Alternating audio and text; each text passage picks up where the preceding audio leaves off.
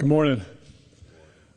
Before I start talking about the young man next to me, I want to thank Jalen Hood-Schifino, Max Christie, and Anthony Davis for their incredible service here. There's no player that played as big a role to our 17th championship than Anthony Davis, who's also a person of incredibly high character. So those three guys are Lakers for life, and just want to thank them before we start. No. So, in thinking about today and what it means, I think Luka Doncic joining forces with the Los Angeles Lakers is a seismic event in NBA history. And the reason I say that is because we have a 25-year-old global superstar that's going to get on the stage of the most popular and influential basketball brand on the globe. And I think when those two powerful forces come together, it brings basketball joy to the world, because that's how Luka plays. He plays with joy. And if you think about kids in Barcelona, or kids in Buenos Aires, or children in Shanghai or Sydney, they're going to be wearing a number 77 Luka Doncic Lakers jersey and bringing joy to basketball just like he does. And that's why it's powerful. I think the leadership of Adam Silver and the way he's bringing the game to the world, you see it in Europe, you see it in Africa, what the NBA is doing. And now we have one of the game's biggest superstars, an international player, coming to join the Los Angeles Lakers. It's a convergence of all those forces, and I think it's going to be something incredibly special that the NBA and basketball has never seen before. So to get to this place, there's a couple people I want to thank. First and foremost is Jeannie Buss. She's so supportive. I think her vision, which falls in line with the great and late Dr. Buss, to always make sure the brightest and best basketball superstars play for the Los Angeles Lakers. She's clearly carried that vision on from her dad, and I just want to thank her for her tremendous support and vision in helping this day become a reality. The second person I want to thank is anytime there's a trade or a transaction, there has to be a partner. And I want to thank the Dallas Mavericks, led by their GM, Nico Harrison, who was also very instrumental in bringing this opportunity to us and then staying true to the negotiations throughout, where it could be culminated with the trade being finalized and Luka Doncic, Maxi Kleber, and Markieff Morris becoming members of our team. So wanted to thank those two people. And now we'll start with questions. Hey, Luka, there's the video the Lakers put out the other day of you noticed somebody was talking to you in Slovenian during a game in 2019. It's Kobe, and you turn around, you have the moment with him after the game. And just think, how do you go from that to then now joining the Lakers with LeBron James, and just thinking of the legacies of those two players and you having the chance to be the next one? Well, first of all, I remember the exact moment that happened. It will always stay, in my mind. It was an amazing moment. Just for Kobe to know my name was amazing for me. And, I just wish Kobe and Gigi were here to see this moment. And, I'm excited about this new journey, and happy to be here.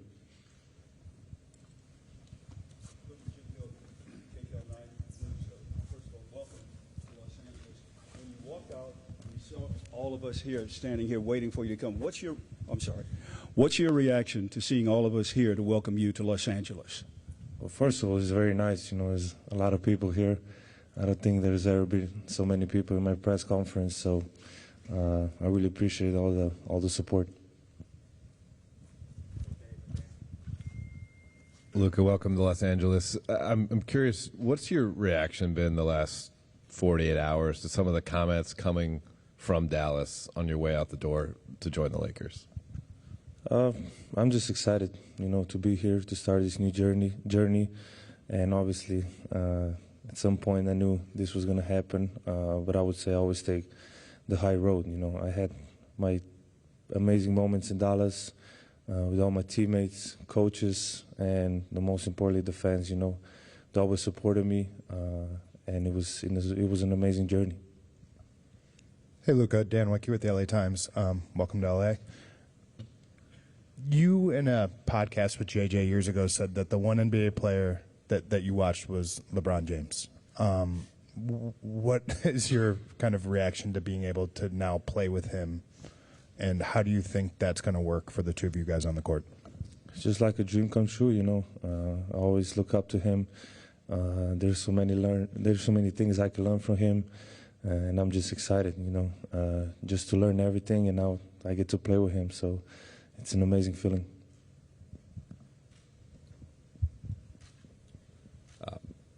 Zdravo, Luka. Jovan Buha with The Athletic. Just kind of following up on that, how do you see you and LeBron specifically, just the two-man game between you? You both can screen for each other, hit guys out of the short roll, create playmaking opportunities. Just how you guys both see the game. Very few can see it that way. Like, how do you see that fit from a passing, playmaking, and just two-man game perspective? Yeah, I think we both make our teammates better. I think our IQ is very high, so I think that's going to help everybody. But obviously, I really haven't think about basketball much these days. But I'm just excited to work with him. I work every day here, so every day that goes by is going to be better. Luka, Kobe Price, SoCal News Group. Welcome to LA. Got one for both you guys. First for you, Luka. I think you even wrote in a social media post that you thought that Dallas is going to be a place that you're looking forward to win championships, staying for your career. Emotionally, what have the past 48 to 60 hours been for you in coming to LA? Well, it was hard first. That first day was really hard. I felt like this last 48 hours was 1 month. Like 2 days ago was 1 month ago. So emotionally it was really hard. But every day that like today was much better. I'm just very happy to be here for this opportunity. It's the Lakers. It's one of the best clubs in history. So I'm excited to be here. And for Rob, Nico was speaking with reporters, I believe on Sunday after the trade. He praised you specifically for, keeping the negotiations between you two up until, I imagine, the final moments. At what point did you, introduce this trade idea to Jeannie, and what was her initial reaction when you told her about it? Yeah, so this all started with the coffee in Dallas where Nico approached us with the concept, and because there was a partnership and a history of traveling the world between Nico and myself working around Kobe Bryant, there was a fabric of trust in the discussions. And these type of deals are incredibly intricate and complicated. And along the way, we knew there would be 248 insurmountable snags to get to the end, and there were. And so over the course of 3 weeks, call it, an issue would come up, and we'd think there was no way to climb the mountain, and we'd figure out a way. Then the next issue would come up, and you just keep going, and you stay committed to the work. You stay committed to trying to get the deal done in a partnership sense. I think a lot of people talk about negotiations in terms of who won and who lost. I try to approach a negotiation in the sense of how do we build a partnership where we can get to the end. And I think that was the lens that we worked and the premise we worked under. And when the concept was initially introduced to us, it was, hey, the only way we can even have these discussions was if it's between owner and GMs. And there was a commitment to that. And if we broke that commitment by talking to anyone else, this day would never happen. So I think trust was at the center of all those discussions. And I called Jeannie after the coffee in Dallas and brought her in immediately, as I do with everything. Her and I have a really strong working relationship, and the fabric of that is that we share things in real time. And she was extraordinarily excited and hopeful that we could get to the end, which we were able to do. Hey, Luka and Rob, Melissa Rowland, Fox Sports, over here. I have a question for both of you guys. Obviously, from the league's biggest superstars to fans, people were shocked that the Mavericks were willing to deal a 25-year-old superstar in his prime who has another 10 years at least ahead of him. What was both of your guys', I guess, Rob, what was your level of shock that this was even on the table? And Luka, what was your level of shock that the Mavs were willing to deal you? I try to take everything in stride. I think, you know, it's interesting if all of us watch Luka play. He has a combination of basketball joy and killer instinct, which is really rare. That was number 8, number 24. And I think learning lessons from that mentality are to stay in the moment. And so I don't think of it in terms of shock, surprise. I think of it in, okay, this is coming at me. It's like a game. You know, maybe a blitz is coming at Luka. He's not going to be shocked. He's going to stay in the moment, figure out the read, and make the play. And so when the opportunity came to me, that was sort of my mindset, is to, okay, this is coming. This is a concept that came to me. Now, how do I process this mentally to get the deal completed? And right away, when it was brought up at the coffee, my mind started churning. There were so many complicated things. We have the Mavericks are hard capped at the first apron. You know, the Lakers are up against the second apron. There's trade kickers. There's going to be a third team that's going to have. So my gears were turning about the deal the same way his basketball mind is processing a play. And so I just tried to live in the moment, and I tried to carry that with me for 3 or 4 weeks as this was unfolding. And by staying in the moment, I think it helped us get to the end. I mean, everybody was surprised, so you can imagine how surprised I was. I was almost asleep, so when I got a call, I had to check it was April 1st.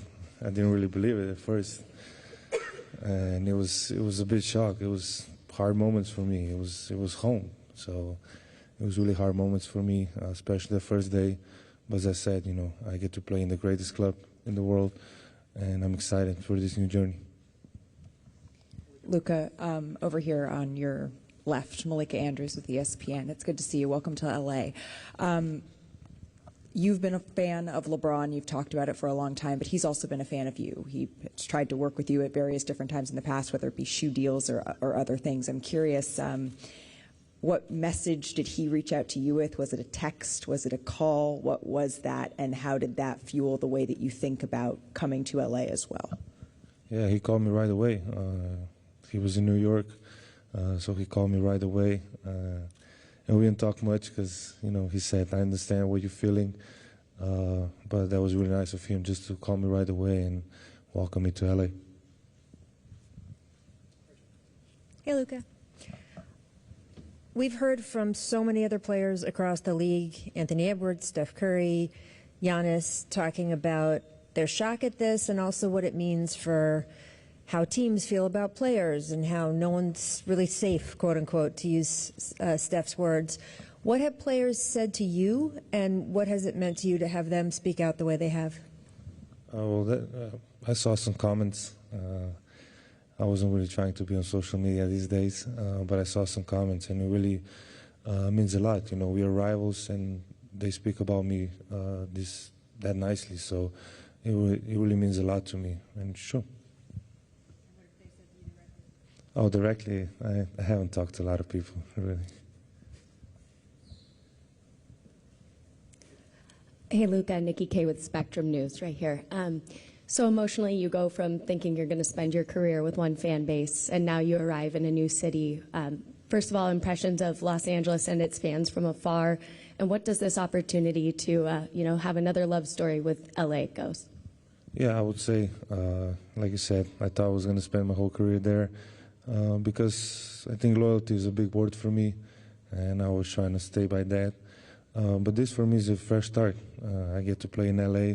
The fans are amazing, and I got the ocean here, so it's a really big thing for me. But really, I'm really excited to be here. getting to play for the Lakers. And everybody can say that. And many, many legends passed here, many, many championships. So that's my goal. Luka, Brad Townsend, Dallas Morning News. So you wrote a Dear Dallas letter to fans. It was, very heartfelt, and you talked a little bit about, your shock. How are your feelings toward the upper levels of the organization, Nico in particular, or the decision to trade you? Well, that's their decision, so I have no comment on that. They made the decision. I don't know why. But that's their decision, so I can't do nothing about it. And then one of the reasons that was given was that there was concern that, beyond this summer, or that there's a chance you might not agree to the Supermax extension. Did you or anyone on your inner circle indicate that that might be the case? Absolutely not. It's easy. Luka, over here, Bill Plaschke, LA Times. Do you feel you have something to prove? Do you feel you have something to prove? Sorry. Do you think you have something to prove? Oh, okay. Sorry. Yeah. Obviously, yeah. Yeah. That's it. Win the championship. You don't come here for nothing else than championship. So I have everything left to prove. So, and the goal is to win the championship. Luka, good to see you. Mark Medina with Athlon Sports and Sportskeeda. How do you address the criticism that's followed you on your way out about concerns about conditioning and durability? It's a motive. I know it's not true. I know, but it's a motive. Like I say, I came here, one of the biggest clubs in history of sports, so it's a big motive for a long run here. I'll just add to that one, Mark. I think greatness is an evolution in a process. And I think if you're striving for perfection, as we are as an organization or as a player, you're going to have challenges to make yourself better until you don't play anymore. And so I think that's just something to keep in mind. I would assume the question will be forthcoming, when is Luka going to play? I'd rather just take that one head on. Our sports performance department is led by Dr. Leroy Sims. Luka's got trusted sports performance folks that are going to become part of our family and Dr. Sims' circle. And they're working together as we speak about a return to play plan. We have 5-on-5 scheduled tomorrow for Luka, and we're going to take it one day at a time just to make sure that the calf injury is in a good and safe place. So I would truly say at this point he's day to day. We're going to take it one step at a time. But if all those days go well and Luka feels good and confident, he'll be in a game soon. But we're going to partner with him. And I should mention, too, his amazing team who's now part of our family, led by Laura Beth and Bill Duffy and the rest of the folks that are here today. When we make decisions around superstar players, and we partner and collaborate with them, and that'll be our process with Laura Beth and Duff, who are incredible at what they do. Jared Greenberg with TNT. Rob, you stole my question there. I was going to ask Luka, I guess more about that, just hear from you what this process has been like. You've gone through it now 4 times with this calf. So what have you done to get back on the court? How are you feeling? And how confident are you in that this won't be a reoccurring injury? Well, for the first time, I took my time. Get it to heal 100%.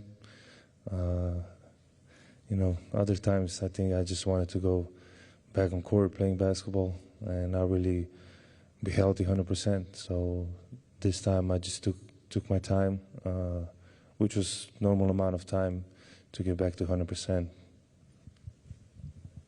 Luka, David Pingalore, KTLA.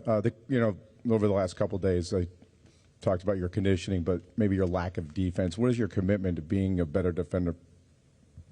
Yeah, I think this year I really stepped it up honestly, and it's just being more active, more vocal, and I think I did a step ahead this year. but I need to do more steps ahead. So that's what I'm planning on. Hey, Rob, just obviously make a blockbuster move like this. What is your balance of thinking long-term with 25-year-old and then also just the short-term, knowing that the deadline's coming up on Thursday, just balancing the long-term vision with the short-term? We know that our roster has continued work to do to become complete. And just to be clear around the vision for our roster, we're going to build a roster that fits J.J. Redick's philosophy, his basketball philosophy. That's something that we believe in, that we support, that we want to lean into. So in terms of roster decisions, J.J. and I collaborate extensively around that and fitting how he wants to play. We know we have a need for a big. The market for bigs right now, leading into the last 2 or 3 days of the trade deadline, is very dry. There's just not a lot available. So maybe we'll be able to do some stuff around the margins. I would say in terms of a big move for that position, it's probably more realistic that that would be something that comes in the offseason. But Luka will be at the center of that as we build for the long term. We want to format a team that fits JJ's coaching style and his strengths and his needs to help us win a championship with the other people that are also on our team right now who are going to be a big part of that winning as well. But your question was about long term, so I'm speaking more to long term. Luka, I know you had about 13 games as a teammate with JJ in Dallas, and just wondered what that was like for you, the relationship that you formed, and then your thoughts about playing for him as a coach. Yeah, I mean, first of all, he couldn't move at all, so it wasn't good. No, but it was a great relationship. I really respect him. You don't see me go on podcasts. I went on his podcast twice, so you know how much respect I have for him. So I'm really excited that I can play for him. Rob, good to see you. Along the same lines with the trade deadline and all of that, the window for Luka, 25 years old, coming off a finals appearance last year. LeBron, 22nd season, 40 years old. Like, what's the urgency level to have this team in the immediate future reach championship contender status, and whether that immediate future is between now and Thursday or the offseason going into next year? Just kind of what is the view in terms of the timeline to get this team to be able to contend? The urgency is ever present. From the first day I started taking this job till I sit in the chair right now, there's always an urgency to win championships. That's what the Lakers set out to do. That's the expectations of our fans, and we're going to put in the work to constantly try to do it. At the same time, you have to be realistic, and if there's not a championship big on the market right now, I can't wave a wand and create that opportunity. We'll continue to work and look for areas that we can complete and fill out the roster. But as we saw with this trade, it takes two teams. But we'll continue to build. Luka and I spent some time yesterday up in my office just talking about the players on our roster he's played with and kind of what he sees as sort of short-term and long-term needs. And I think we'll continue to have those basketball discussions and get this roster to a championship level.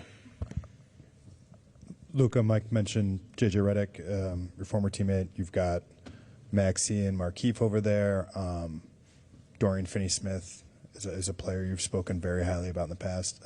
Greg St. Jean was a coach you've worked with. How is that going to help as you take on this crazy life change, having all these familiar faces be here for that transition? I think that's a really good thing, to come to a new place, but still know some people. And I think that's mentally, I think that's a really good thing, and they're gonna just help me. The guys that were here, it'll help me learn new stuff about LA, about the team, and it's just helpful to see friendly faces. Edwin Garcia, Silver Screen and Roll. My question's for Pelinka. Rob, when you're talking about a championship caliber big and aligning with J.J. Redick, what do you think the values in that position are required in the modern NBA? Versatility, mobility, a vertical lob threat. I think that's a key to the spacing that Luka likes to play with. Competitive. I think, those are some of the core things there. Those players are hard to find, but we'll accomplish the task that's before us. We'll find a way. Rob, over here. As far as just the future and the moves that you're going to be making, designing the roster, planning, how beneficial and important is it for you just to know you have Luka, you have maybe a decade that you can use as a roadmap in terms of just every decision you're looking to make? It's a gift. We're talking about a 25-year-old that is top 3 player in the universe. I can't think of a more amazing starting point to build a roster for the next decade. And I know he has the drive to win that we have here. Our fans are going to see that every night on the court. I know up here he might seem calm and casual and quiet, but we know the alter ego comes out, and we'll see it at crypto.com soon, and I can't wait for it. Thanks, everyone.